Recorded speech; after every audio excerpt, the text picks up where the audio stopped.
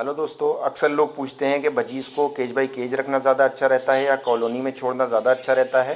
तो दोस्तों main difference इसमें ये होता है, जब आप केज बाई केज रखते हैं तो पेयरिंग अपने हिसाब से करके रखते हैं और आप जो भी पेयर मिलाते हैं चिक्स उसी हिसाब के निकलने की ज़्यादा संभावना रहती है। लेकिन जब आप कॉलोनी में चाहे पेयरिंग करके छोड़ते हैं तो अक्सर उसमें जो जोड़े होते हैं वो टूट जाते हैं, नर और मादा बदल जाते हैं, तो उसमें कुछ फिक्स नहीं रहता कि आप किस तरह की चिक्स ले पाएंगे। थैंक यू दोस्तों।